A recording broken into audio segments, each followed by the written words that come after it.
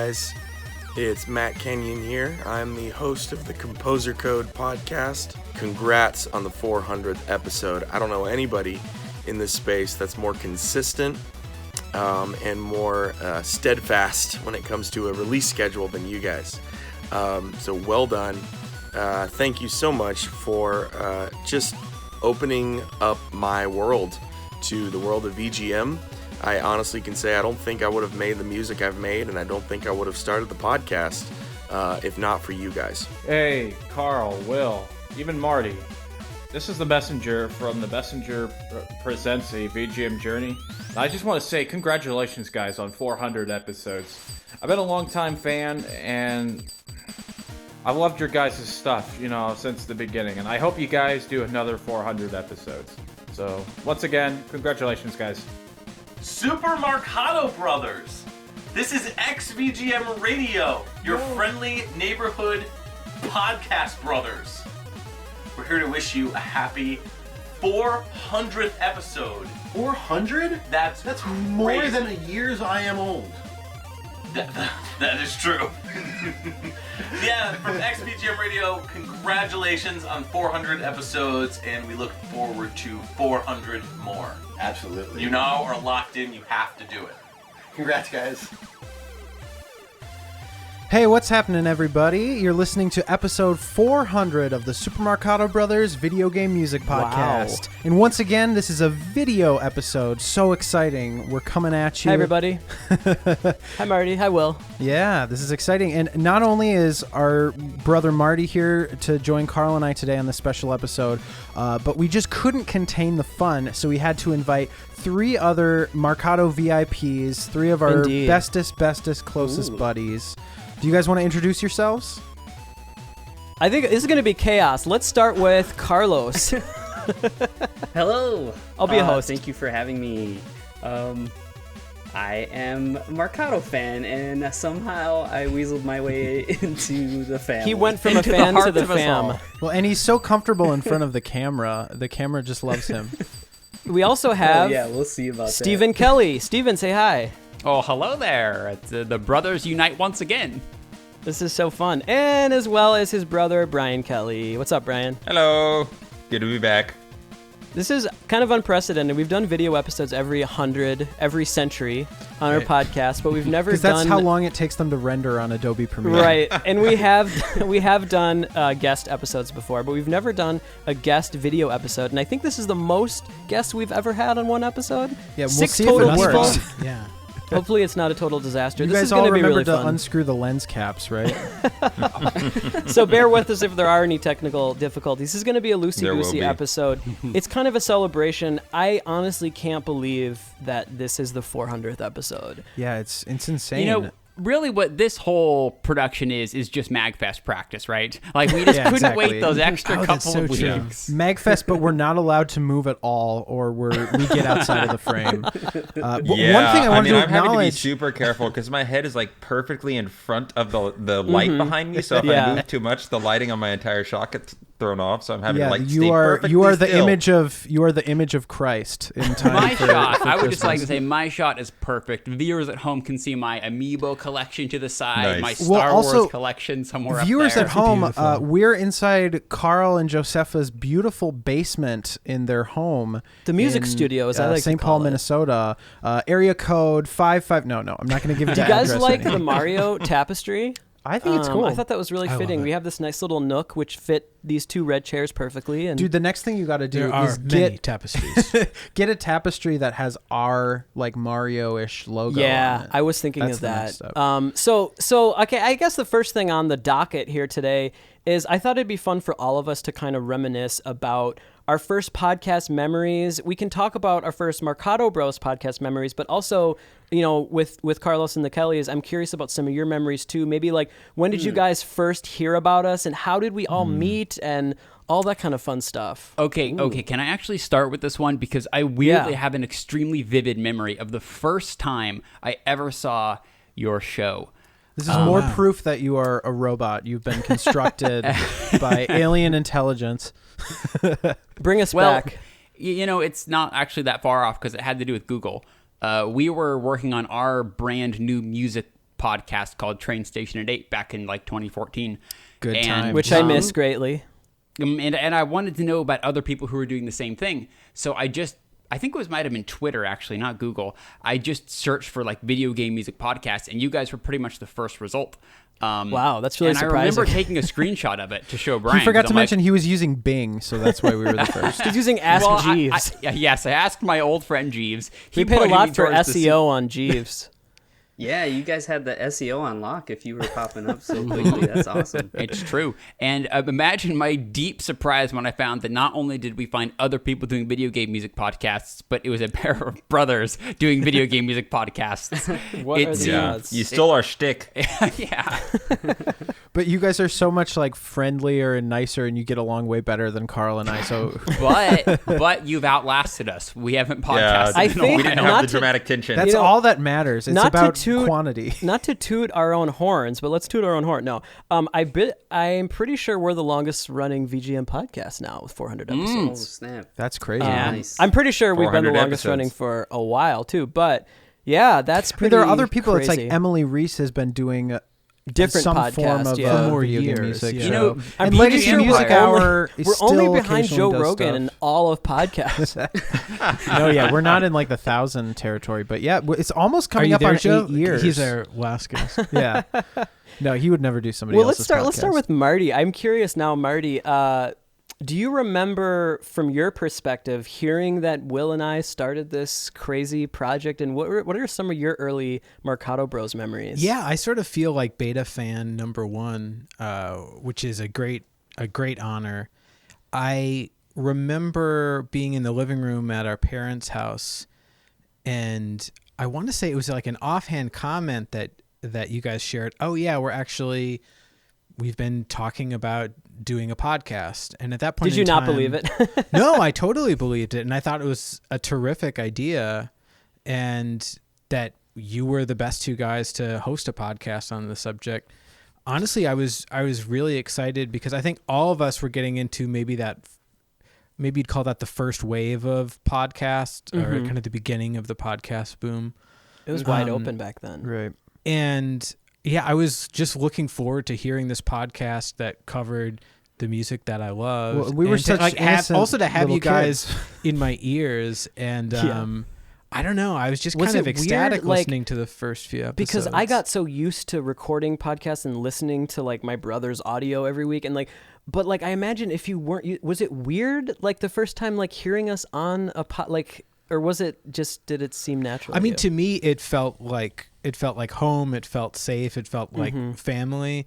I had no way of knowing really how wide the net was at that point, how many other listeners there were, but I was imagining that, there were people tuning into it. And well, the interesting thing, if you do any kind of continued, and I'm sure you guys have noticed this too, Carlos with Heroes 3 and Stephen and Brian with not just the various podcasts you've worked on, but any of your projects, is that I find the way that your perception of time works, it changes, where at the beginning, the first few, doing 1, doing 2, doing 3 is such an accomplishment that, to me, the first 10 episodes of our podcast, were like, that could have been a year in my memory. Sure. Where then like the next 200, it's so strange. Like the last 100 episodes went by in a blink. The 100 before that were kind of fast too. It's almost like life and getting older in a way too. Carlos, I'm curious. Can you remind me, how did you first find the Marcato Bros?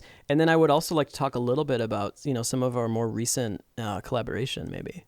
Yeah, so I am almost 100% positive that I was checking the VGMDB forum. So Carl, I think, was posting every time an episode would come out. Yeah, for a while. I didn't keep that up very long.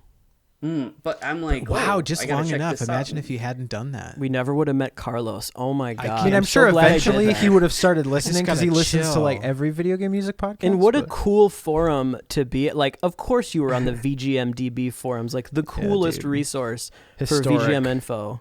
Historic. I'm like, Yeah. Like each album has its own thread, and I usually will like dig around in there, but I never actually would like just go just to the forum just to look at all the stuff that's been posted. And yeah, I feel like I would have found you guys somehow. Yeah, eventually. I think this is sort of a predestined sort of situation. Well, someday you would have found us It's when like you'd the be will like, of the look at that Force. amazing artwork for their albums. It Well, seems like something I would make. That brings me to my question: is does anybody here remember the first time we ever collaborated with Carlos? How did that happen, and what was it? I mean, wasn't it? It started with Heroes 3, probably, when he started doing the artwork for that, wasn't it? Did you guys do that before? Did he ever appear on the Marcato Bros episodes before that? I thought that you had been on the Marcato Bros podcast before we started No, Heroes we didn't, 3, we but didn't have maybe him on the my- show for like a long time. Yeah, But he yeah, would, I was just you kind helped. of haunting you Yeah. guys. Yeah. You kinda would skewing suggest the awesome memory there. tracks. He was an and you would infamous help character come up with like on the show. playlists and stuff. If you guys go back, one really fun thing, if you go back to the beginning of the podcast, you'll hear pretty quickly, you'll hear Carlos, like the name mentioned. He, And Well, in it's one of sort the like one a- of the scrubbing down memory lanes that I did, I had a whole bit about all Oh, I the remember mentions that. on Carlos. That was the first one Oh, you did, yeah. maybe. I was like maybe the second or third one, but he just I Yeah, know maybe that it took a couple years. Carlos, I know you don't like when you get mentioned all the time, I so mean, then I we don't- would no, start to it's do it on fine. purpose. Yeah. I It's feel funny. kind of like Carlos was like the home improvement neighbor of podcasts. Yeah, Where he's absolutely. Yeah, he was I always would always taking imagine over that the he fence. comes forward and he's like dashingly handsome Yeah. and becomes almost like Yes. the lead of the show. Yeah. Well, he's almost like Robin Williams, where like he should get his own spin-off. Yeah, Mork it and becomes Mindy. Mork and Mindy. So that's what Heroes I- 3 is, maybe. Yeah. I found all of your guys' content separately, like Steven and Brian. Like, I forget how I found Train Station at 8, but it was really cool seeing. And also Matthew's content. He was looking for Yeah. train tickets, and that was the first results that popped up for 8 o'clock. Yeah, so that's so interesting, Carl. So independently, you found Marcato, Train Station at 8, and Major Third content. And it was so awesome for me That's to see you awesome. guys kind of start to connect. Yeah. It was like Marvel movies. Worlds colliding. It was Yeah. absolutely like Marvel. Which I love. So for the record. that I have to Oh, yeah, immediately okay. cut Marty off there. Uh-huh. So Brian, we can't forget about you. What about you? What are some of your early memories? Well, my early memory was when Steven came to me and sent me a screenshot of your artwork and said, "This is weird. There are other brothers doing a video game music podcast." But I do remember the first episode I listened to. It was Super Mario 3D World. Oh, And I remember listening And to it was that and that being like, late in the game that we met because that wasn't feels like as a late. new That game, wasn't as but- late as you might think because Yeah. when we It's like our first 2013. Nintendo month was the launch of the Wii U. Yep. Oh my god! You got it. And Yeah, so but I this is remember what I'm listening talking to about. it and Time just is being almost like, up. these Does, people know a lot about music. Does anyone know what episode that was? What number? Gosh. One of our Anyone diehard with fans will photographic have to figure memories? that out. I'm gonna Yeah. just place a bet like Let's episode place a bet. 132 or something. Ooh, I think that's it was. Pretty early. I think it was maybe high 100s, maybe 174. No, I no, think- 178. I think we were No, rolling 'cause- with the Kellys before that. Because didn't you say the first Nintendo month was a year or more into the podcast? Maybe it was 79. Actually, our first yeah, trivia actually, it show? was before. No, because I remember doing the I have no montage idea. for our 100th episode, and there was a bit on there where I played an excerpt. Well, let's welcome Stephen and Brian Kelly from WalesOfWales.com, wow. and they said, "Oh, I can't believe I got to hear the intro of a Marcato Brothers episode. It's like I'm backstage." Like, I remember using that little soundbite in that remember that. montage. That's interesting. So it must have been like episode like 70 or 80 or I something. don't know what I it didn't was. think it We'll was have to that go late. back and check that out. So Turns out I'm the podcast biggest fan. Sadly. But So- it's funny. I think in most ways, it really feels like all of our bonds, and also this goes for like our missing brothers, like Matthew and Alex and Missing in others, action. like our Magfest family. It really does feel like that kind of relationship. It's like it is like Yeah. a family, and I I have thought you were talking about difficult. literal brothers. I'm like, Right. who are these people? I don't. I know have them. difficulty remembering the origins of that the same way I would with like, oh yeah, do I remember the first time meeting my cousin Yeah. or my aunt? It's Yeah. like no, Right. it's like Yeah. this runs so deep that I almost can't conceive of it as These like colors a don't late run. addition to my Yeah. life because So it's I such think- an addition. I to think my now's a life. great time to move on to our next little segment we're gonna do here. We're gonna split it up. All of us today were tasked to bring in a secret special VGM track that no one else knows what it is. And so that person is going to kind of announce what it is and play it, and we're all going to have fun listening to it. We'll do the first half of that. So I'm going to start things off with my special VGM tune. And obviously, I was very kind of vague when I told you guys to bring in a special track. Sure. I didn't tell you, does it have to be nostalgic? Does it have to have a special memory? Is it like something old, new? So I'm looking forward to seeing how different it is. What I wanted to do, I wanted to think about what was one of the first scores while we were doing the podcast that really wowed me, that became a classic that we have never played. Because one of my favorite things about our podcast is celebrating music that is classic to us from games we have never played. And this was one of the first that I can think of. This is from Rudra no Hiho. Oh, wow. By the wonderful Ryuji Sasai. This is a tune called Echoes. And I also have a very strong memory of this because I remember in my old apartment, which is the original Marcato Bros HQ. Dude, I almost sitting picked this track. sitting in my living room on my couch, and Will was on the chair, and I played this for you, and you were like, "Oh my God, this is like the most gorgeous thing I've ever heard." I remember thinking it sounds like Lawrence of Arabia, and then I almost remember thinking Marty's gonna love it. It's so funny you mentioned that because I remember exactly where I was when this came up on that episode. And I just stopped in my tracks. I was just That's stunned. amazing. This Well, let's all beautiful take a piece listen of to music. Echoes from Rudra no Hiho, which is my special tune.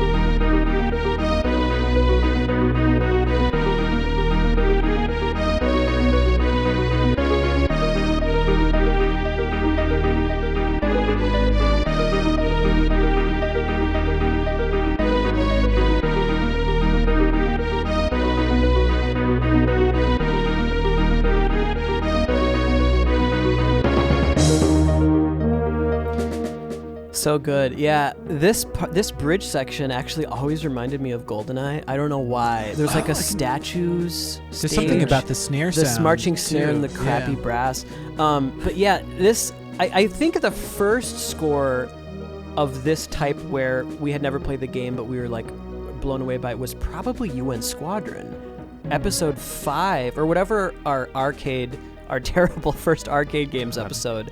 I'm pretty sure that was a track on that. How eclectic. This brings up an kind also, of we an, did our first Ease episode. It's like episode Yes. 9 or something. Yeah. I actually think it's an interesting kind of running theme throughout your show is how you cover music from games that you haven't played, and that there isn't really any kind of intention to play the games. Really, the goal of the show is specifically a music analysis. That is so true. And I'm curious. I think that sets us apart a little bit. Yeah, what I'm curious, maybe we have contempt for what video games. y'all's response was to kind of that aspect of the show, because I imagine you that guessed. might have been maybe surprising for Or like annoying some if people. there's a game that's beloved that we've never known. Like, oh, I wonder if this is from the water stage or something. Yeah, what was and that people like, are guys? Shouting at the.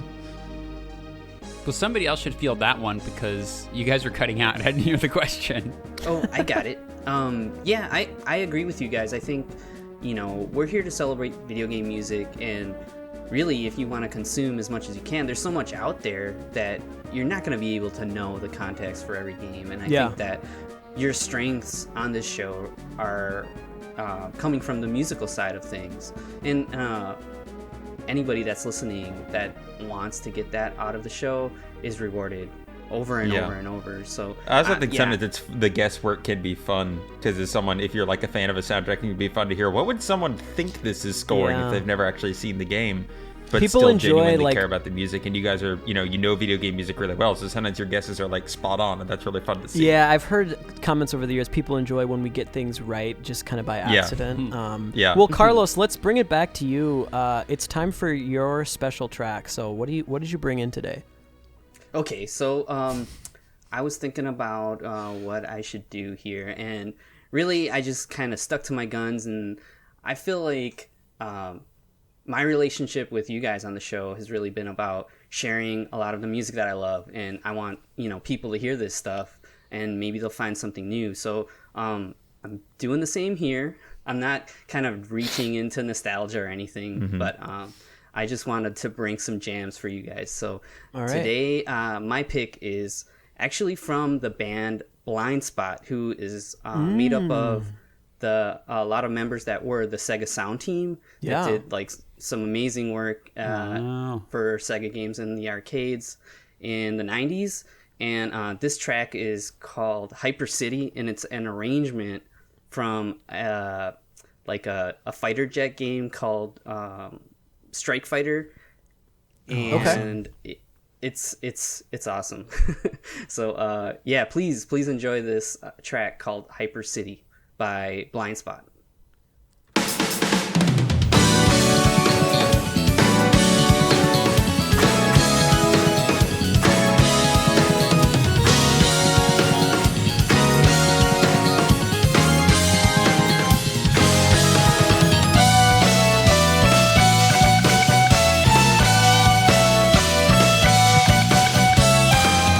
Okay, I want to fade and talk here.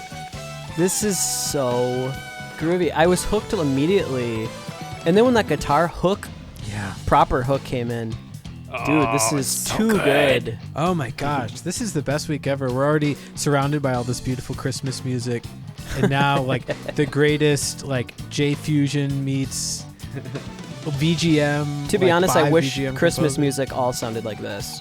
Yeah. I know this has nothing to do with it, but Yeah, amazing choice, Carlos. Thank you for sharing this. And also, with us. I think, like we were saying, as soon as the track started playing, it represents you, man. Yeah, it totally and what does. we love about you. And that's maybe one of the greatest gifts of music, honestly, is how it can reflect something so deep inside of us, or something so complicated as like personality or character. That's a good point, but Marty. yet it can be so I think we immediate. focus a lot about the personality of a composer and what of themselves they can put into a track. But you bring up a really good point that I think one of the reasons why so many people enjoy listening to music and talking about music is they can find and develop their own sense of identity through other music and the music that they enjoy and that they want to celebrate. Right. And I mean, I think that gets back to the origins of doing not just this podcast, but anyone that does a podcast or some sort of analysis on the music that they love on some level, that there's something in that music that they identify with and that for sure. they want to share. So And thank you for sharing this with us, part dude. Part of Carlos's legacy has been like appearing on our various music podcasts and submitting his favorite tracks. Back in the train station in 8 days, and on the Overclocked remix podcast as well. There's like a signature Carlos sound that you look forward to every This one has it. Yeah, it's like always the best track. You know, I always Yes. think of that every new album that I make. I always think about Carlos when I'm doing something fusion. Me too. Me too. Is this going to pass the Carlos test? And Yeah, it's hopefully it always does. like vividly colorful, right? And Like, are there enough slash just chords like and uplifting, cool and it's like Yep. animated Jazz with all this fusion. energy. Well, Yeah. let's now go to Steven's secret song. Caught me right when I was drinking some water. Take your time. All right. I hope you got that on video. Say cheese. Yeah, it's all on video. I'm very nervous. Okay, so the track that I decided to bring is, I don't think cheating by your rule set, because it is sort of a chiptune-ish video game inspired song, but it isn't from. It isn't gonna BGM. allow it. It isn't from any game in particular, and I chose this one for a number of reasons. You guys know Big Giant Circles or Jimmy Henson? Oh yeah. He was really involved in OCR back in the day, and the first OCR song I ever heard was from him. It was a Sonic 3 remix, I think. His remixes are awesome. so good. Yeah. And he kind of, throughout time, has branched into his own original work. And there is one song that had this special quality on his album called The Glory Days that I was like that album. nostalgic to me before I had heard it. Like We the- played just- a track it- from it on the podcast, I want to say. I the don't know. Chiptunes I episode. feel like I teared up like the first listen. I don't know what it is about the song, but I always said to myself, I want to use this in a video someday. And I never had a chance to have anywhere to put it because I don't really make videos, but I'm like, I just feel like this is perfect for some sort of emotional montage. And so what I did is on one of the MagFests, I think it was for 2017, I put together this little video from all this footage I captured from the hallways and the concerts and us talking at our tables, and I Nice. put the chiptune legacy behind it, and it it is now solidified as one of my favorite memories of all time. And hearing that's amazing, Steven. Two seconds of this brings me right back to it. So Yeah. this is Big Giant Circles, the chiptune Legacy.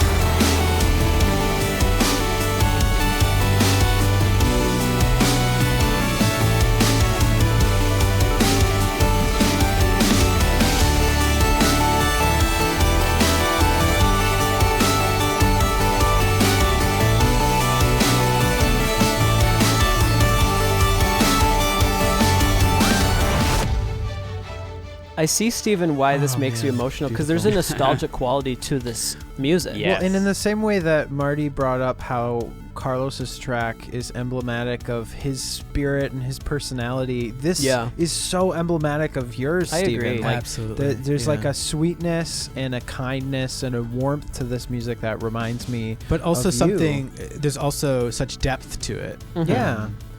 Yeah, this Oh, is, well, this thanks, is And a very wisdom, and chiseled cheekbones and beautifully coiffed Yeah. hair. Oh, sorry, I'm projecting.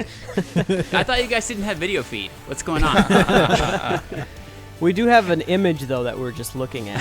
I also was just connecting more and more dots with the song. I went back to the first Train Station at 8 episode, and I brought this song up specifically because I had been listening to it because it just came out. And I'm like, oh my gosh, that was back That's in really 2014. Wow, so this- for speaking some of reason- legacy, Good this choice. really has Yeah. played an important role in your It's life. a good song. That's Yeah. amazing. Well, we're Yeah. going to do the other three. We're going to split it up and do the other three secret tracks later on in the episode. Right now, what I thought we would do, and in order to move this along, we are going to have to try to keep this fairly brief, so no Star Wars questions or Marvel questions. But we thought we'd open it up to questions from our guests. So why don't we start with Brian? All right. have a So what's question better, for Star us? Wars or Marvel? All right. Equal. So my question, it's an interesting one to have first because I feel like this has come up before, but it was something I was curious about recently. Now that you guys are at 400 episodes, what's your plan for the future of the podcast, or do you have any? Like, do you have an end in sight? Do you have anything you see changing, or just keeps going like this you is think the about it? last one. You go, Carl. Okay, anyway, so the next segment we're going to do, we've talked about it. There's not a specific number, but we've both decided that as long as we still are enjoying it and feeling like we're doing a good job with it, and also as long as it seems like people are still actively wanting it and engaging with us and being entertained by it, I think when there's a natural point in one of our lives when it becomes impossible to do, it will present itself to be the end, but it hasn't happened. Well, one thing that's been great is the routine has gotten to the point where we're able to fit it in our lives really easily. Yeah, that's true. Well, and Yeah. also Nice. I feel like there's different things. Our podcast has evolved over the years, not just in terms of the show, but our interaction with listeners has changed. Yeah. And so that gives me a sense of like more longevity, like the Discord community and everything. That to me was a real game changer in terms of how we engaged with people, where I can't for a long imagine time it was leaving just that. Facebook and Twitter and emails and stuff, and that was always nice. But so that's been a really cool thing. I think I would want to end the show when our listenership starts getting like going down, when it seems like It's people aren't actually, guys, this is a interested. fun fact for you. We've never talked about this, but it is still going up every single week, definitely every month. Wow. Every single Man, month that's since we've awesome. started, Great, it man. is higher than the previous. That's crazy. That's really cool. We haven't peaked yet. But I think this is a great question about podcast endings, and it really speaks to a larger question that I think a lot of folks in the podcast space will have to start grappling with. We're still in the early days of Do this these ever art end? form, and Yeah. do they end? Yeah. What does it look like? And Well, I guess think from the beginning, we've tried to model podcasts after existing formats, so radio shows, or some kind of other episodic media or something. But it's clear, at least I think it's clear to most of us, that it's its own beast. So yeah, what are still the rules of this thing, and even like what are the like aesthetic properties of this thing? Yeah.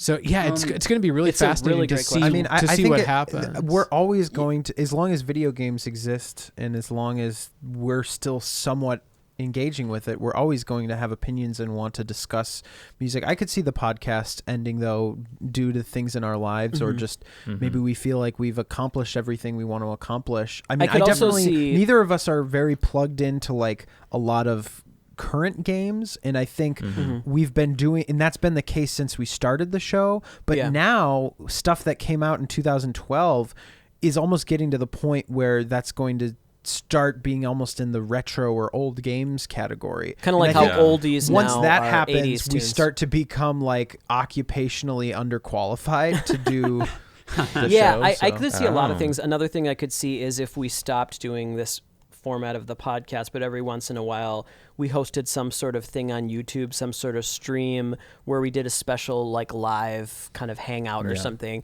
once in a while. There's a lot of things I could foresee. But yeah, I mean, we're still having a blast with it. And like I said, our listenership is going up every month and the engagement is going up all the time. And so we're still having a great time.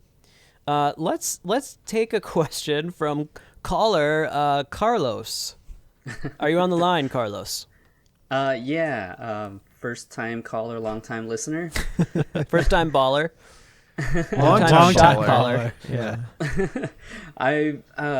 My question to you guys is, all right, you're all musicians and you've been doing this podcast for 400 episodes now. Why has there never been a theme song for the Marcato Bros? That is a wonderful question. wow. We talked about it early on. One of the podcasts that got us really excited that there was even the possibility of doing a video game music podcast, let alone a podcast, in general, was Legacy Music Hour, and they have clearly one song that they play every episode to start the show off. We thought that was really cool, but we honestly just couldn't decide. And I remember the first episode we did a play-in was that arcade games, and it was an NES Ninja Turtles it was track. the Ninja Turtle. And that was so fun. But then when we did the next episode, it was like, oh, but this would be really cool to play in. Oh, but this would be really cool to play in. Well, yeah, I think we the just had a fun play-in time. is a nice sort of aesthetic. It allows us to kind of like, through the music, introduce the world that you're going to experience in the track. Yeah, we it also really gives like Carl a trendsetter. chance to. We usually choose a play-in track that's one that we like, but not one that we need to say something about, but is indicative of the overall sound. Yeah, guys, and I love that question because we've never talked about this too. We really are serious about the tracks that we pick for play-ins. We take it seriously. And we have lots of arguments about like what track should be. We in spend what a position long and time stuff. deciding what's going to be the play-in, and really what I love the thought of is someone going on their phone and clicking an episode and immediately being whisked away to whatever that world is. Right. If it's Mario 3D World, yeah. we wanted to convey that kind of jazzy, fun vibe. If it's a Tim Fallon episode,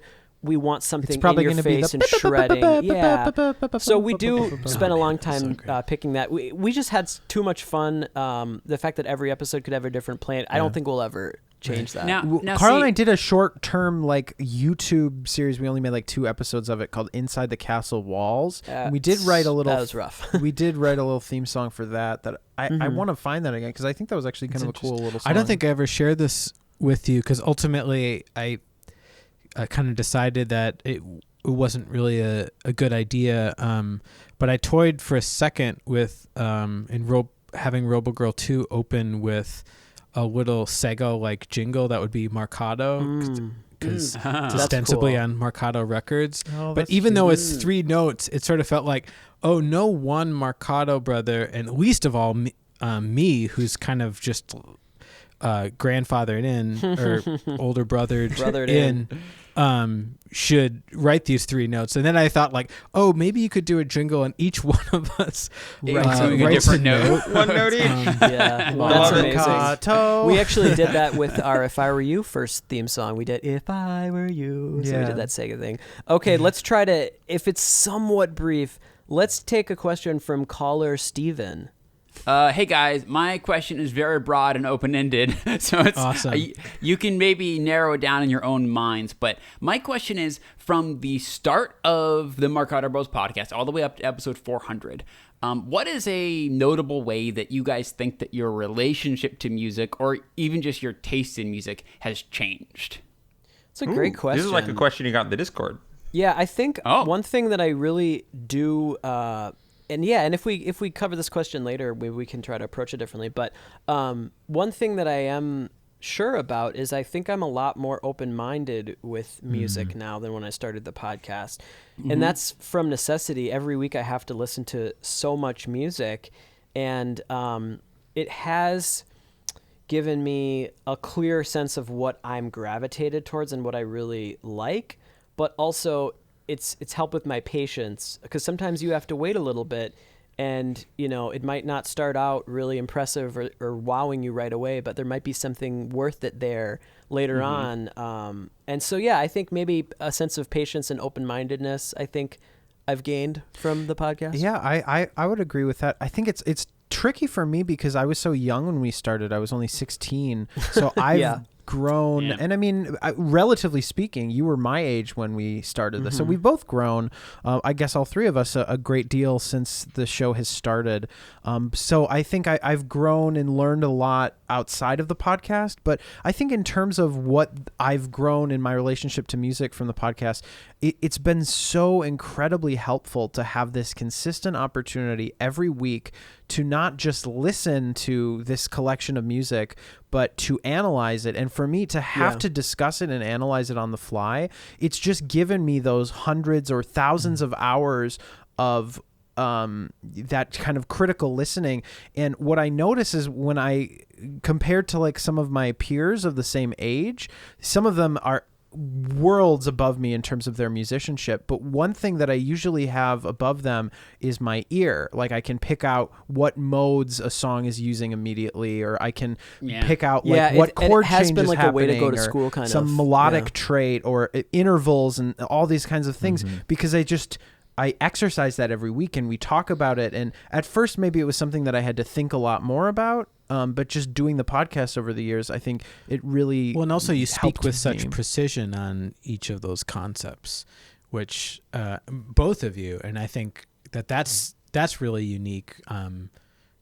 Just when looking at like all of our peers in music, because this isn't a practice that we really fall into. As much as all musicians love talking about music, we don't have this conceit where we would frame it in this way. Right. And also very few of I think my musician friends have these beautiful radio voices. If I could be like proud of anything in our podcast, it would be like, I hope we've influenced at least, I don't want to say a generation of musicians, but like a group of younger musicians to talk in a more analytical and specific way about musical concepts, theory concepts, modes, scales, pitches, chords, harmony, to discuss things in that kind of grammar. That would make me really happy, just because I think that's something that, like you said, Marty, I don't think happens enough.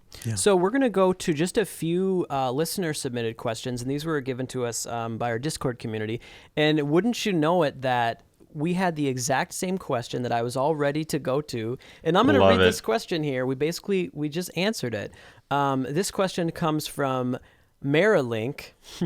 How has your personal musicianship grown and changed as a result of doing this podcast for so many years, either directly or indirectly? Well, I think you could come at this from another angle. Basically, how has the pod affected you as a musician or composer? Yeah, maybe less as like because I like how you guys fielded the question just now, which is more about you out in the world. How do you engage with music? But I think it'd be interesting to talk about it maybe is how it affects your composition, or maybe even the way that you play music. I think that's what I think was getting at. It's sort of an elephant in the room for us is like the exposure to listeners from our podcast has led to so many opportunities for you and I personally writing music for games. For sure. And I think also because our podcast focuses, I'd say, so much on, the golden era, retro, 8 and 16-bit era music, that musical grammar, if there is such a thing, and that's something we've talked about a lot, is the language of video game music is something that's had, I mean, it always has had an influence on us since we were young, but even more has a so very now. acute influence on all of our music. There's something that comes to mind when I think about this question, and yeah, I like, Marty, your idea of focusing on the end of Marilink's question here.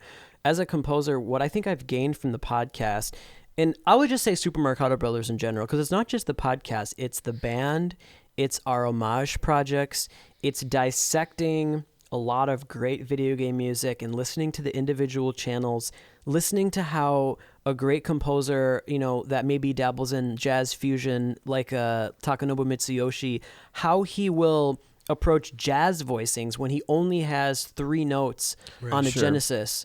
And then how can I apply that to my own playing, my own writing? Right. And so stuff like that has been a great It's way so to go to funny school, you mentioned honestly. that, because I think the for me it was studying a lot of the NES voicings, that in the kind of spread voice chord vocabulary has had a big influence on me, and a lot of my music, especially when I'm writing for piano, I think I've just become really attracted to that sound of that sort of spacious There's something about that voicing. sonority that like almost that sounds sound. right. Yeah. After all that exposure to that. Right. Great Well, that NES was good. music. We were able Yeah. to cover it from 2 sides. Thanks for that question, Marilink. Couple more here. Second question. This comes to us from Patchpen. I mean, the obvious question would have to be, what's track of the decade? I have a clear idea. So we're talking about 2011 to 2010 to 2019, right? So 2019 is the last part of the decade. For me, it's got to be Strike the Earth. I mean, that's just such a clear, obvious, like, we can just finish the episode. I don't want to hear any other answers. I mean, that's how much that track is a banger. And we should extend this one to the whole group. Absolutely. Yeah. I would love to extend this to everybody. Let's just keep it brief. Yeah. That's mine. Will? Well, yeah, I mean, I guess if the question is framed in terms of a piece of music that's come out in this time, if he means track, though, when we say track of the year on our show, we mean something a piece of music that we played in yes, that year. yes. I assume he meant decade. If I were to like, pick my compose that favorite decade. track that we've ever played on the podcast, and one that I associate just with the podcast, I would say Magical Voice Shower. Yeah, I don't think that's what he That's my meant. favorite piece of music that we played on the podcast. And I'm not gonna, I mean, I guess I'm not saying I'm pitting it against like Yoshi's Island and Mario 64, but one that I first heard from doing our podcast of anything we played. It's that's possible that the would number also one. count as track of the decade, because I don't remember when that Poppin' Music game came out, but it could have been 2010 I or love that 2011. track so much. It's like everything I love about And if video that game if that music is track, in that. if we're talking about music released in the last decade, if that doesn't make the cut, what else would you say? I mean, Strike the Earth and just Shovel Knight. Strike the Earth just because of what it represents for Shovel Knight as a whole. But other than that, I mean, not to be lame, I would probably just have to pick some sort of Nintendo Mario something like. Yeah, I don't know. Let's jump over to tough. Carlos for a second. Carlos, what would you say? This is tough. That's pretty tough for me. Thinking about it while you guys are talking, I'm a huge fan of Yuzo Koshiro's work in the Etrian Odyssey series. Yeah. So I think Etrian Odyssey, I think 4 has like this track. Man, I don't know. It's that this question kills. It's an these types unfair of- question. These types of It's questions. It is a little bit unfair. Does anybody else have a clear answer So before we leave? I don't have I'm not going to say this is my favorite track of the last decade, but what popped in my mind is something over the last decade that I loved and fit my taste musically so much is just seeing the collaboration that started happening between T. Lopez and Jun Senoue. How much music they're creating together. And I think they're both better working together than they are working alone. Yeah. And so it's just been really heartwarming to see them like bring in a fan composer and work with the series composer side by side. I don't know of that happening much else at all in games. That's, and so that's I such thought a good point. Yeah. Well, someone who Shovel was Knight's part of the another great remix community example, seeing though. like a remixer taken in under the wing of the company like that was super cool. And so everything they've done is great. Right. Yeah. Yeah. The entire Sonic Mania project is sort of. It is kind of like Shovel Knight, Yeah. though. I mean, Yeah. that's from the opposite end where Jake almost like asks Minami Matsumai Well, to. before we move on, does anyone else have just a one-word answer or two-word answer? Oh boy. Sure. this is- Sure. Yeah, I'm let's just hear going it. to take the other side of Sonic since Brian missed a spot. I'm going to say the two words Tomoyo Otani because he's someone who started working on the Sonic series, the very first stuff he did was the Knuckles rap from Sonic Adventure 2. And he's been given like huge spotlights over the series, and he's gotten better and better. He can just He's do a great anything. composer. He's I done love some that great guy. stuff. Marty, you got any track in particular from the last 10 years? Oh man, it is. It's so tough. I think part of it is I don't have it mapped in my brain. I don't have the decade mapped in my brain I don't either. properly. Yeah. Well, I did want to move on. So Patchben did have it's kind of a two-parter. His second thing I really am interested in, and let's try to be as quick as we possibly can with this. Which of your brother's pieces most encapsulates their style? And is their answer the same? Let's start with Will. Okay, Marty, let's both try to think of what Will composition. You know what? I want to say Taking Flight, maybe? Yes. Like when I think agree. of Will and the essence and the spirit of Will. Wow, that really surprises me. I mean, Actually, that, yeah, I would so honestly, shocks that's the me. first I think thing I that's a thought of good- right now. That so shocks me. So, Because I don't that know. piece was like me trying to impersonate John Williams. That's hilarious. Do you have anything else? Oh, Marty? yeah. The greatest definitely of heard that. compliments.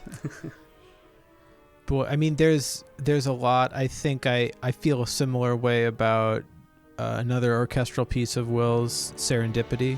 Mm-hmm.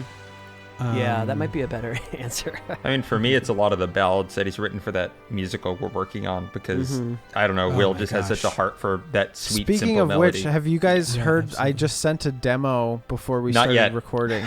Okay, Will, I want you to I listen want to it. it. is our answer off for you? Like, No, what I would mean you say for you? that's really honestly very touching to me. I mean, I think I find myself as a composer someone who's like, at least for a long time, is always trying to like imitate other things that I like, and maybe it's only in the last couple years that I feel like comfortable just being myself. Yeah. Whatever that may mean. But I think the pieces that I'm the most proud of are the ones where it feels like it's a melody that was almost Right. effortless to write, Right. where it sounds better than something I would be able to construct inorganically, if that makes sense. Well, let's jump to Marty. Let's see. For me, in terms of what I love about Marty, I could pick so many tracks. I mean, but for me, if it I'm might, keeping it to a video this game, might be skip this unfair just because section, I think. it's so in my fingers and my bones and everything. But it might be Planet One. Yeah, I think if I had to pick one Marty track that captures, that's Because so it's hard. like so cute. I might pick the because here's the thing piano about piece Dear Koji that Well, he wrote. That's like, a great years choice ago. too. The thing about Planet One is it's like it's so, and don't take this the wrong way, Marty. It's so trying to be really cool, and trust me, That is a big part No, of it is Marty's very music of, cool, like, it's but cool, it's but it's so cute, adorable too. and cute in ways that I don't know if you were intending. Oh, that's And interesting. so it's cool and groovy and rocking, but it's just like there's this pure like optimism to it. It's like if Babu Right. Frick was a Yeah, rock star. absolutely. Yeah. And so for some reason that just You'll feels understand right. that I in a think week or also two, guys. Jump On In from Hello World in terms of video yeah. game music things like that. What do you think, Marty? Are we off? Anything melodic and centrally beautiful. I mean, but Oh, if it's I not, were gonna it's not for me to say. I mean, I'm if I were gonna capture Marty, flattered I would that probably you even choose think one about of his this. like songs. Yeah. So maybe something like Moon or Go Together or Way of the Gun or Abigail or just one of your songs. Sure. I think maybe Oh, captures thanks. your. Well, it's voice. funny. I'm actually thinking a similar thing with Carl because I'm processing it, and it's like there's so many great Sonic S tracks. There are great Carl being the Soul Surgeon tracks, great solo Carl tracks, some songs from High Flyer in my head right now. But it's funny, in a flash, there's an older song. It's actually a vocal song from a band that Carl and I were in together, Underdub, which was, I think, if there was like one really great song the band had, it was this song. It was called Keep You. And it's in the same way that we've been talking about these song selections capturing the person's spirit. There's just this energy and exuberance, but it's expressed in just this most appealing, catchy way. And I think if if it's possible to track that song down and you haven't heard it, but you are familiar with Carl's music, I think you might find that it sort of foreshadows a lot of his VGM interests. I might, for all these answers, I might underlay a little bit of each of the track. Yeah, nice. if I were going to choose a Carl song that gets to his essence, I would also choose a vocal song. Oh, wow. That's so surprising, guys. Because I'm trying to get to your specific essence, and I would choose something from Apartment 4, which is the band that Carl played in college, which just has great songs. And one of my favorite things about your songwriting voice is like the grooves and verses would be very familiar to anyone that's heard your video game music, but you would always do this thing whenever you write like a song where you're like, well, it's got to have a catchy dancey chorus. And that's something that you don't always do in your video game music because it's just not right. It's not the same thing. If I had my druthers, druthers, that's the thing I like the most. You have these dancey, catchy, and there was this song called "Through Your Eyes" that Apartment 4 did. Yeah, that just it's catchy and it's great, but it also has kind of a very specific chord progression quirk that just makes me think of Carl. But again, for both of you guys, I could pick like literally hundreds of tracks that I feel like. Well, I think that's the cool thing is hopefully the phenomenon we're talking about a inner personality coming through the music is something that happens maybe even every time with a great composer. We can only hope. Well, guys, for time, I think we're going to have to move on. We had some other ones picked. Maybe in our next couple episodes we can hit some of those. So sorry everyone. We just got to move on for time. It's now time to play Name That Tune. I'm so excited. All right. I created now we have some Also legit competition. Yeah, this is the first time doing it with a group. I know Carlos said he was so excited when he saw this playlist. So I created another one of these. We do it in a very interesting way. Marty's coughing right now, and he's trying to conceal it, but it's a live video. You're not helping. It's just going to happen. So we do it differently in Marcato Bros. You guys know how this works, right? Everyone knows how this works. Basically, we start off with hint number 1, and it's going to be one soloed channel of a VGM track. And if you guys don't get it, whoever, if someone doesn't get it, we move on to hint 2, which is a different one, and then eventually, if no one gets it, we'll give you the reveal. Let's move on. Okay. I'm ready. I'm excited. This is track number 1. Let's see if anyone can get it. Hint number 1. It's got to be like TurboGrafx. It does sound like it. TurboGrafx or Game Genesis. Ground. I don't know. Guys, do you want to hear that again, or do you want to move on to hint 2? What are we thinking? It's a low sample rate because you can hear that aliasing. One more time, sounds please. like Okay, we're going to TurboGrafx play to me. hint number 1 again. It almost that reminded me of Blanca's theme from Street Fighter 2. Maybe it's the arcade version of Street Fighter 2. Let's move on to hint number 2. This is hint number 2. Genesis? It's definitely it's a FM. Sega, it's a Sega arcade game. Ah. I feel like, or it's just Interesting. some sort of arcade game that uses an FM thing. Let's Yeah. move Carl on. loves to choose stuff from like Hitoshi No one's getting Sakamoto. quite close yet. Or, Okay. Let's move on to hint number 3. Oh man, what? That's like an answering melody. I know it. It's Castlevania Bloodlines Will from got it. the Sega Will got it. Genesis. Nice. So Will's obviously Nice. going to have the advantage here, guys. I mean, he does this every week, so Yeah. just thanks for playing. I'm basically, hungry. That's everybody. like that you played the Here's the harmony track reveal. of the melody. Here's the reveal. I love this one. Stage 1. Composer Will, I always Well, like I know to the song. bonus points. Yeah, Michiru Yamane. Okay, all right. Let's move on, guys. Yeah. Good job, Will. Is that track called Bloodlines? Stage 1. It's stage 1 Okay. from Bloodlines. All right, Okay. let's move on to Sorry, track guys. number 2, hint number 1. So NES, That's quite a sustained note. or I guess it's possible. I'd be it's Game amazed Boy, if one of you could get that from but, that. that's cool. It's not a cool. melodic line It that is cool. I recognize yet. It's not Let's a move melodic on. Let's line, move on that's to for hint sure. number 2. Okay. Yeah, NES. Damn. It almost had like a Leroy Anderson sleigh ride Mm. vibe. Yeah. As long as someone gets it before the reveal, it's fine. So let's move on to hint number 3.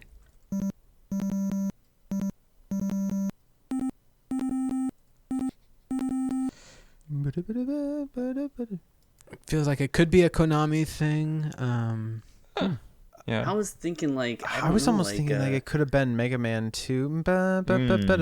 Will's closer. Carlos, any Capcom? Capcom, Like- folks. Hold on. Maybe Wait, it's Street wait. Fighter got it, you got it, 2010. you got it. Carlos, we don't hold on in this Carlos, game. could it be Street Fighter There's no- 2010? there's no Junpei point. No, Tamiya? but I think You're going you're to hit close four? though. I think it's like Bionic close. Commando. Boom, boom, Oh, boom. Bionic There goes the Commando. dynamite. Carlos wins. Yes. Here's the reveal. Hey, Give me good that. job, dude. Oh yeah. Love Bionic that. Commando. You got the composer though, Will. It is Junko Tamiya. Good job, guys. You take So it. what we were Yeah, hearing yeah. there is because they're doing like a delay sort of thing with Yes. the square. Yes. That's why we heard like a fragment of the melody in one Exactly. of those channels. All right, Oh, guys. that's Let's move awesome. on. Everybody having fun? Yeah, I'm glad I got one. All right. Good job. We didn't I hear mean, the Brian Kellys. and I They are might- not going to get any of these. I think it's mostly between Carlos and Yeah. Will But here. again, guys, thanks so much for playing. Yeah. Okay, You're welcome. so let's Happy move to on be to here. Your checks are in the mail. let's We move promise. on to track All right. number 3. This is hit number 1. Super Nintendo. Yeah. I'm gonna guess Pilot Wings Oh, or SimCity. Come on. Yeah, come on. I wanted Pilot Wings here. Yeah. Okay. All right. Well, is there? I mean, is it? I don't know if those were guesses. Okay. I mean, that kind of chirpy instrument is in so many Super Nintendo games. Let's It's in move Super on- Metroid. let's but move that on to hit specific number delay, it 2. Makes me think Pilot Wings. I'm gonna Mario SimCity. Whoa. SimCity. That's Will a yes. gets it with okay. SimCity. SimCity Here's was my guess from here- hit 1, but I didn't say it. Oh, Brian, I love you. Here's the reveal. Uh, Megalopolis. Yeah, I think it's called. Megalopolis. Yeah. Interesting. I don't know that we've talked about it on the podcast. Soya Oka wrote an entire other score for an NES version. Yeah, it was released It's or it was amazing. unearthed a couple years and ago. Or the, maybe a year ago. that guy, the 8-Bit Music Theory, Yeah. who we met at VGMCon last year, he did this really cool video breaking down the two soundtracks and what's similar and different. was very cool. And he did a great job sort of talking about it wasn't necessarily about like the same harmonic progressions. He was able to talk about how they were able to convey the same mood through different musical gestures. It's a really good video. I definitely That's awesome. recommend you check it out. All right, guys, y'all ready for track number 4? Let's do it. All right, here's hit number 1.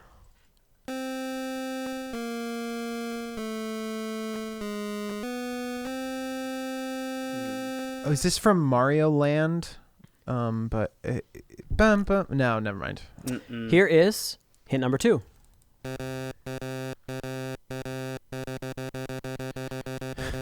A robot speaking in Morse code. So we've got this Yeah, I kind think of it's drone telling Something's title about to there. drop. That's about all. sounding one. Dude, you should do one from like one of our bad music episodes. You told me that before. I Terminator or want to do that something. one day. No, Carl, Here's- can you say that fragment that we just heard? Does that happen at the start of the track? I can't say that. Okay. Hit number 3.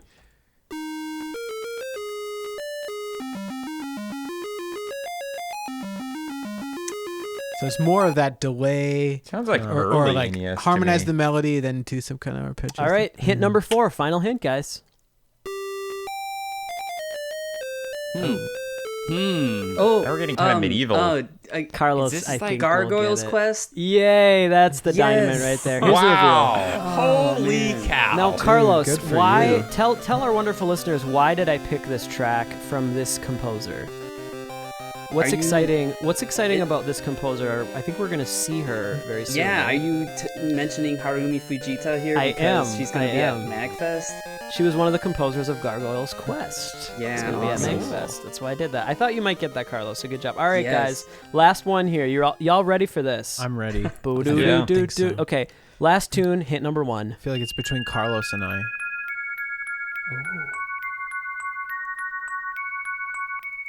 Some Super Nintendo thing. I mean, Yeah. it's got to be SNES. It sounds like something that might be. But you something said wouldn't this on is be able one to- channel, He Carl, or is it wouldn't be one able to one rip channel? samples? It's only one Sounds like a channel. lullaby. One channel. I don't know. I think it. Marty, what were you gonna say? I don't know that it's SNES. Well, You would because if it was assume it SNES, sounds I would good, feel like but- it's two Guys, channels Marty passing is around. a good person to have on your team. Go with his Is it? thinking here. Could okay. it be like a Game Boy Advance or a DS? All right, here we go. Hint number 2. Oh. Yeah, definitely not SNES. It sounds like something This Grant sounds for all the Kirkhope would world write. like the opening Oh, to dang. a Final Fantasy. That intro. Yeah. That- Some of our listeners are screaming into their Is it an phones right intro? now. Oh my gosh, it seems like it's an intro Okay. song. Hint number 3. Paper Mario? Number 3. No. Oh, is it a Final Fantasy thing? It sounds like PlayStation, maybe. Is this N64? This That is has a Final Fantasy SNES 7. like verb, but It- yeah, yeah, I it think reminds it's me got of to be Carlos, what did you say? PlayStation. This is FF7. This is Final Fantasy 7. Yeah. It's Final Fantasy 7. Yeah, it's a good which way to is trick so the Marcato hilarious. brothers. Here's the reveal, guys. Play a really famous track.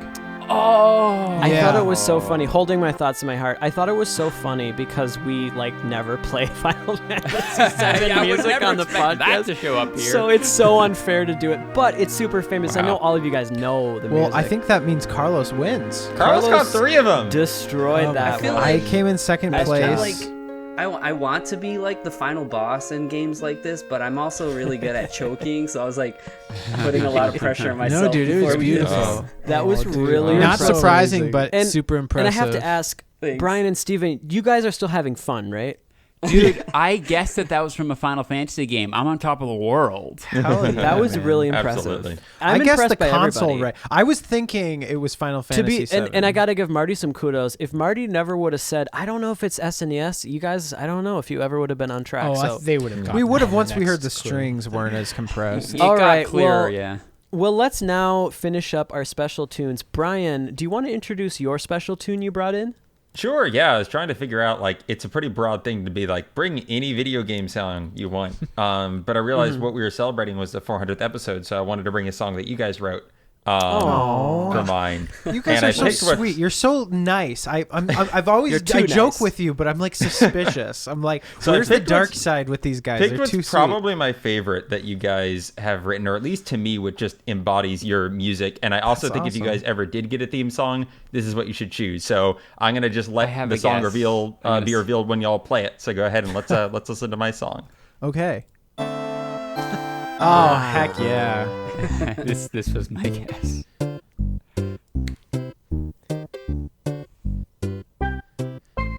It's just a perfect melody. It's so phenomenal. This is Jump On In, That's obviously.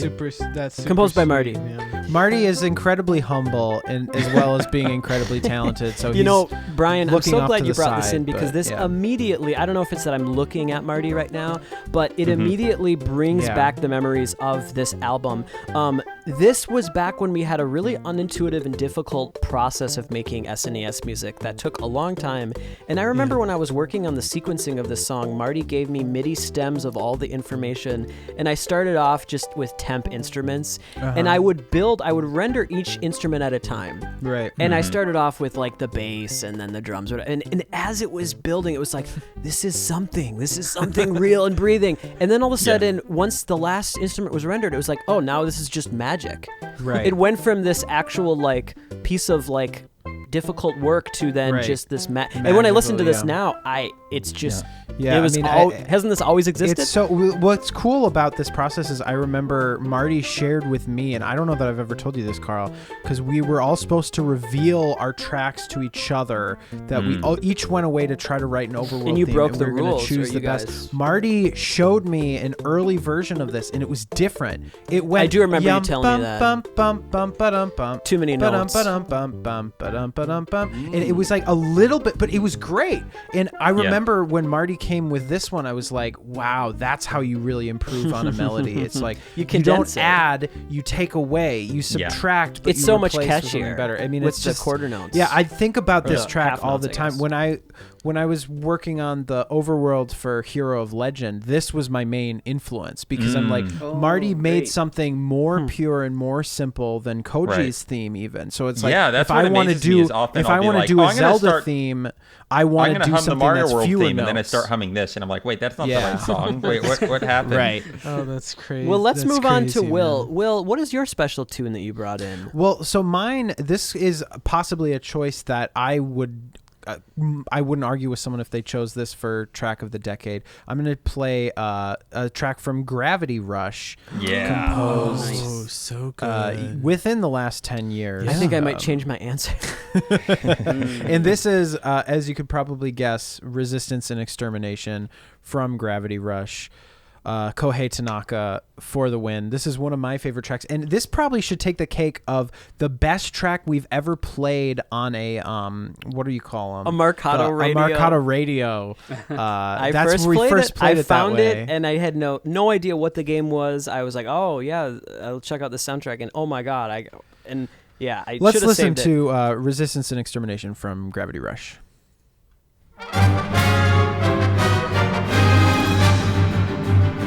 Jeez.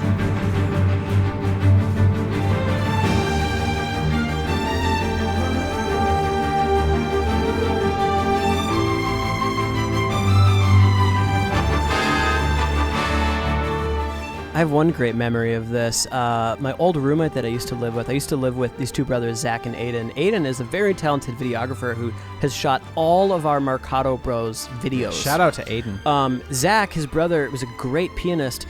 He loved this track. I showed it to him. He was obsessed with it. He learned it on the piano, and I would wake up in the mornings and just hear it being played in a beautiful, like, jazzy way with all these ornamentations and improvisations.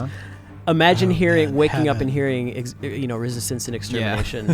Filled the house with wonder. With joy. Yeah, absolutely amazing. It's crazy to me. In my opinion, this is like leagues better than anything else in the soundtrack. And it's maybe one of my favorite video game orchestral pieces. I mean, to me, what I was so struck with was how much it reminded me of Super Mario Galaxy. Sure. Yeah. And we said that on the that's episode. why I love it so much. But were it in the Galaxy games, it would be one of the best tracks. It's so good. But still probably not the best. This leads us to the last secret song of the day. Marty, what did you bring in? Oh, interesting. So it's Could you funny. just jump on in again? I tried not to think too much about my choice and just went with the first instinct for how I kind of responded to your prompt, Carl. I love it. And it's funny. I guess this piece, and it was sort of a discovery for me, I maybe didn't fully realize how much it meant to me until just this week, kind of putting it together. I mean, it's something that I've always loved, but I kind of think it might be at the heart of my love for video game music in some that's ways. amazing. So this is actually the, speaking of special track, this is the special stage from Sonic the Hedgehog 1 by Masato Nakamura. Nice. And this is definitely a case where it comes from a game that I played a lot. This was probably the first game that I really logged a significant amount of hours playing growing up. Oh, yeah. The Genesis was the first console You and we me ended up both, having man. it in the house. I And- logged a lot of hours watching you, and then finally passing the torch and getting to play it as well. And there's something about I love how these special stages are implemented in the game and the design of the stages and how they connect with the character of Sonic and the spinning of Sonic. Let's hear the song. But yeah, let's this hear the song. this is just this beautiful waltz by one of our favorite video game composers who really only has these master. two major major works Then he in dropped the the mic. tradition. Yep. But yeah, this is very near and dear to my heart.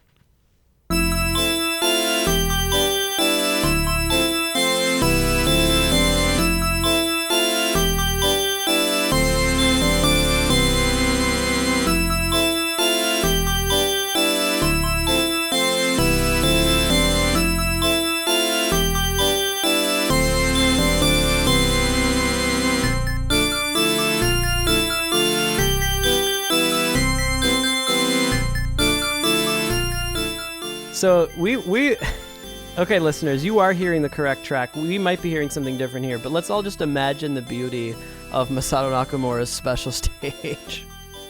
That's not what we just heard, but I That's always what you am. guys are hearing. yeah, why don't we do this? Let's reenact it maybe.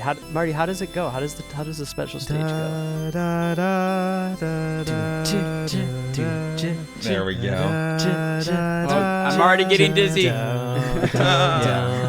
It's I a just beautiful talking about song. that melody. One of the things I love so much about it, it's kind of like Vince Guaraldi's "Christmas Time Is Here," is that it's such a pure diatonic melody, but it doesn't always land on a note that's like a resolution to a chord tone. Sometimes it lands on Yeah. like a dissonant note that makes It's it sort of a major little seventh dissonant, or yeah. ninth. It's so beautiful though, It's and very it's so spacey. sincere. Well, in the direction of the bass movement, which is like a classic video game movement that you guys have talked about a lot is so strong, and then the direction of the melody is so strong, And then it has Yeah. the your most ear is able pure to elemental your ear is counter able melody. to follow it through Well, all and then those that dissonances.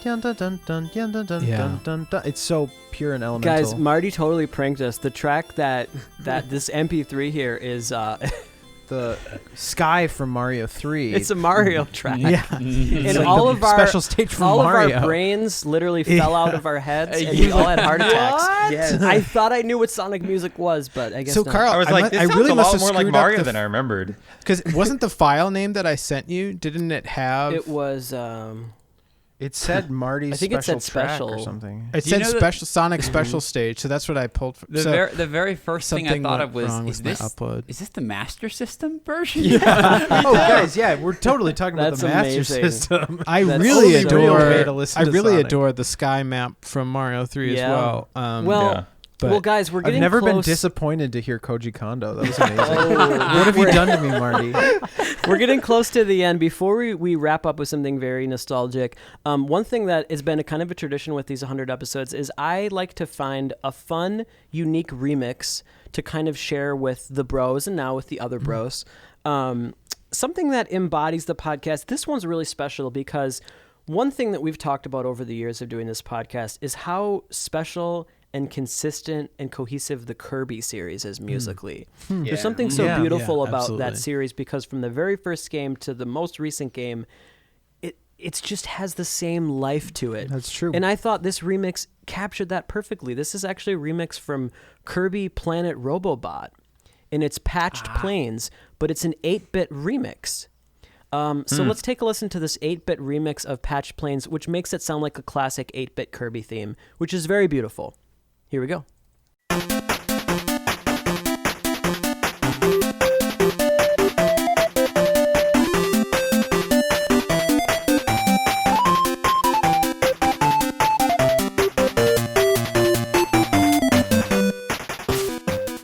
Isn't that just the best? So we got to give good. credit here. This Terrific. is from Remixer that I found on YouTube. Bulby, B-U-L-B-Y. Bulby, this is his Wow, Patched amazing Planes work, Bulby. 8-bit remix, actually from Planet Robobot, which is a game, speaking of also, that came out in this decade. Yeah, Um, definitely. And that so I melody, thought yeah. Da, this da, was da, so da, fitting da, because da, da, doesn't this...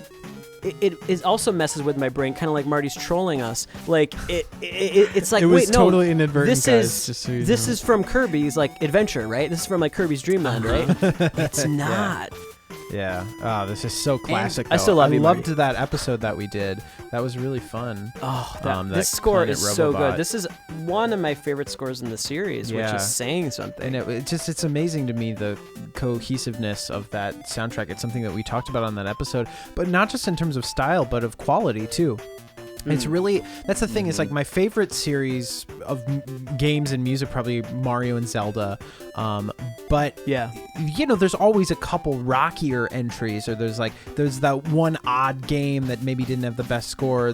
But Kirby is just like so straight. It doesn't necessarily have my absolute favorite pieces of video I game hear music, ya. but it's amazing, and it's always been amazing and consistent. It keeps and, giving like, you the if same you're thing a that you Kirby really fan, like. if that's your thing, man, I'm so like jealous of you because you've Yes, you're gotten set kind of for the life. best and you deal. can't understate the importance of specific people and voices and Right. composers that, you know, like we were just talking about this the other night at Star Wars with John Williams. Like, if someone else comes in, it's just gonna be different. Right. And Yeah. these two composers have been there from the beginning and just so good.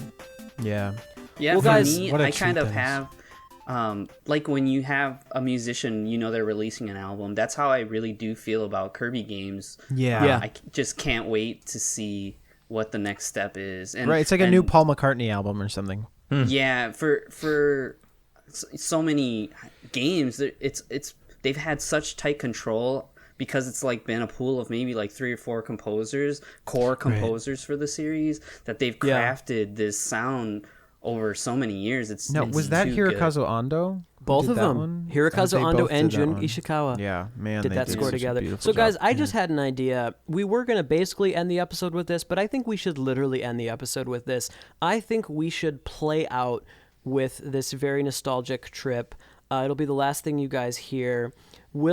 As everybody knows at this point, every century of every episode century, Will puts together a scrubbing down memory lane. Yeah, I just this want to time talk was a about little this. different. So the origins of this, for our 100th episode, I wanted to put together a montage of some of my favorite moments from our first 100 episodes, and just going through every episode and every cool thing, it took so long to do. And so to do it, I turned the rate wheel up on Reaper so I could listen to things faster, but it made our voices high pitched like chipmunks. What but a then I so wonderful fell in accident. love with that sound, and it made it so much funnier and more charming. And it also It's was honestly able better. to condense more stuff. It just makes the podcast better. Yeah. So then that's been a tradition this year for the 400th episode, because who knows, this might be the last time we get to a 100 benchmarker.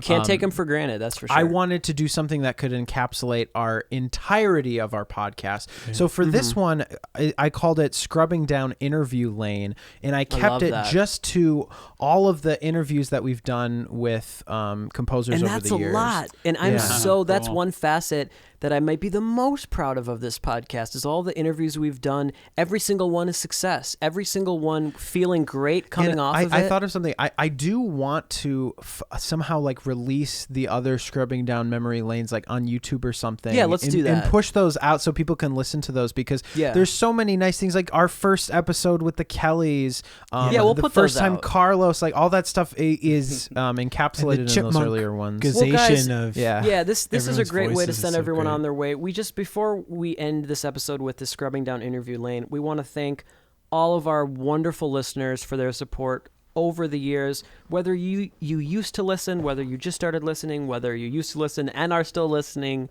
it really means the world. It's honestly the reason why we're still doing it. We said it earlier in the episode, but if we didn't feel the sense of engagement and energy transfer back and forth from you guys, we wouldn't keep doing it. And you've it's been there such a for us blast. for all the original music and different projects that we've done. I mean, it's such a blessing to know that, when I was in high school working on stuff, we didn't have the same kind of community. And I remember I would work on things and sometimes feel like, oh, no one's going to listen to this or nobody's going to care. Yeah. And it's great knowing now that it's like, with anything I do, at least this handful of people will listen, or there'll be some people from, our Discord that might be. It's nice to have kind of like and also a you guys have been group there of fam.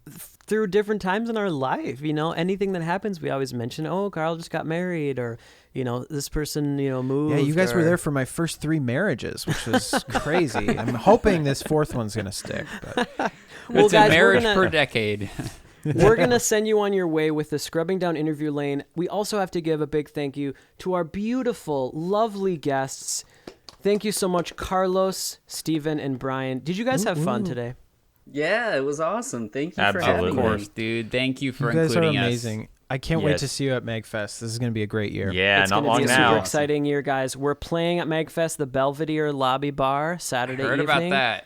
And Fancy. we are also doing a panel later on Saturday night. And so we cannot wait to hang out with everybody there at MagFest. Thanks so much for watching and listening. Does anybody else have any parting words? Shout out to the Discord peeps.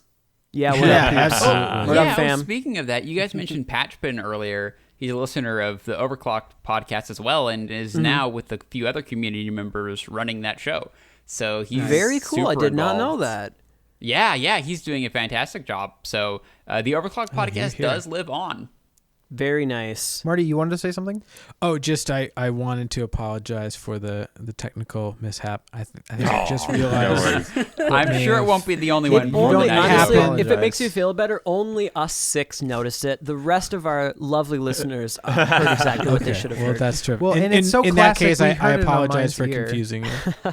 Well, guys, we're going to now send you on your way with Will's little montage he made up. This is Scrubbing Down Interview Lane. We love you guys. Peace out. All right, the wait is finally over. Ladies and gentlemen, it is time for our exclusive interview with the man behind the music, Mr. Grant Kirkhope, Tommy Tallarico, Matt Furness, the legendary David Wise, Yosuke Yasui, acclaimed video game composer Gary Scheinman. Wait for it, Takashi Tateishi. We're so excited to welcome back Mr. Peter McConnell. Peter, thanks again for joining us once again. Interesting choice to use the music of the Gone Jackals in Full Throttle. Could you talk a little bit about your time with that game? At some point, I got a call from Keith, and I don't know how he'd heard about it, but he's like, hey, I hear you guys are looking for a band, and, my band plays. We're like a heavy band. And I'm like, cool, come on over. Well, it kind of helped. He came over with the tape on a bike. Oh my gosh. Sold. Right. And he's kind of a wiry little guy, but he's super tough. And he comes up on this bike, hands me the tape, drives off. I'm like, okay, well, I guess I'll be listening to this tonight. So. Is it Legacy? Yeah. Oh, man, that's it. Yeah, I went to that is righteous, I think what people really loved about Bastion, and definitely with Transistor as well, is the fusion of different genres coming together. What I wanted to do with Bastion, that frontiersy thing kind of made it pretty easy to decide which direction I wanted to go, because I could stick a pin on the board and sort of make everything revolve around that. I dig my hole, you build a wall. Around the time I was like 11 or 12, I started learning to play guitar, and then really got into music after that. I hope, that's my son, by the way, making those baby sounds. I hope you don't mind. No worries. Oh no, I think he wants us to interview him also. He does. Shout out to Kirby Jr. over there. Yes. We're very excited to be joined by Chris Hulsbeck. Chris, let me just be the first to say, willkommen und vielen Dank für dieses Gespräch. Oh, so nice. Good German. The streak continues. Every single guest, we have to talk about John Williams. I love John Williams. I think in terms of film composers, he has the top spot, no question. There's definitely a certain amount of Williams in that queue. And there's John Williams, who is a phenomenon and one of the great composers in the last 100 years. That is John Williams. Really one of the finest composers in the 20th century. It's funny, when you say John Williams, that's such a diverse thing. It's like, well, what kind of John Williams are you talking about? Anything is good. Take your pick. Yeah. We were so fortunate to interview exclusively Manami Matsumai, the legendary video game composer. What advice would you give to an aspiring video game composer today? You wouldn't believe how often people ask me that. The thing is, though, I'm really not in a position to be giving out advice. You have to listen to as much music as possible. In Japanese, you'd use the saying, store as much as possible in your drawers. You have to make it a part of you. I think that's the most important thing. That way songs and pieces will come naturally. Everyone's just hanging around and having conversations, and we look over there, and you guys are talking to Dave Wise. Just hanging out with Dave, and they start to play a Donkey Kong Country medley, and we're watching it with Dave Wise. We got to sit down and have a drink with Dave. Yeah, I bought him a Scotch whiskey, so that was completely surreal. And that was just great. like it always is. That might have been my The favorite. conversation's always the best when the tapes aren't rolling. I can't think of another composer who combines all those elements so beautifully. It's very kind of you saying, Yeah, let the record show Dave just gave 2 enthusiastic thumbs up. Did you ever get to meet Koji Kondo or some of the composers of that music? Yes, I worked with Koji Kondo directly. He gave me notes on all my arrangements and fixes and everything. And we went to Japan to do our first show, and we went out for beer and Thai food together. So. Oh my gosh. Let's talk with Grant Kirkhope for a little bit. Oh yeah, I think I see him. Yeah, Grant, come here, sit down. Like off Banjo Kazooie, I remember Nabnot's tune. I remember right at the end of the game, said 1 or 2 for the squirrel. And I wrote it in like 2 minutes flat. It was that was it. I never went mad about it. It was good. That's the best thing you've ever written. I didn't try very hard. So you never know how it's going to turn out. Yeah. We are very excited to be joined today by Cuphead composer Christopher Madigan. One of the big challenges, I think, on this whole project was you're trying to do something creative and sort of individual in a sense, but you're working within a style which is already going to be highly derivative. Right. So it's how do you balance your trying to write something original? We are very excited to be joined today by legendary video game composer and all-around media guru Tim Fallon. Tim, thanks so much for joining us today. It's lovely to be here. It's always been about atmosphere, to be honest. A piece of music would have a definite physical place. It was almost kind of like I was listening to another dimension. You know what I mean? So to me, it was kind of like, this is a place that exists. And certainly listening to Yes. I remember getting into that and thinking, this is I want to go and visit this place. Early on, when I first started programming the Spectrum, I remember the music was just a list of numbers, so it was actually frequency and duration pairs. That's all it was, and I had to remember the frequencies as well. So it was kind of, it was kind of a liberating system because it was purely chromatic. Then you didn't think at all in terms of key. I have a very candid question, and I really hope this won't be insulting to you. But how much money would it take to get you to create an entire new album of 8-bit chiptunes? We could fund it in a day. The thing is, I would do it regardless anyway, to be honest. My 2 kids now are kind of getting into this.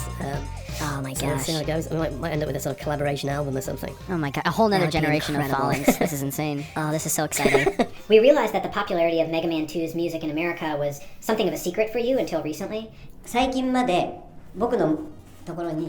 Yes, that is true. I really had no idea.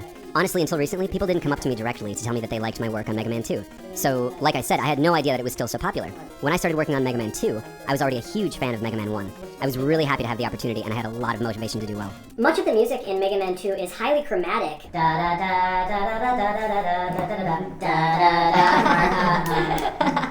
just seems to be chromatic. A lot of chromaticism. And it uses this beautiful jazzy harmony, even with the limited channels of the Famicom. And then the second time.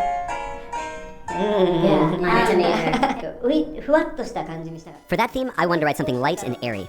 I wanted to sidetrack from the phrases that were predictable or expected once you heard a part of it or the beginning of the sequence. I wanted the player to be lifted off to an unexpected place, as if they had been floated off. どうですか似てますか違いますか One more play? 実物よりいい気がするけど Dude, this is better than what we had back then.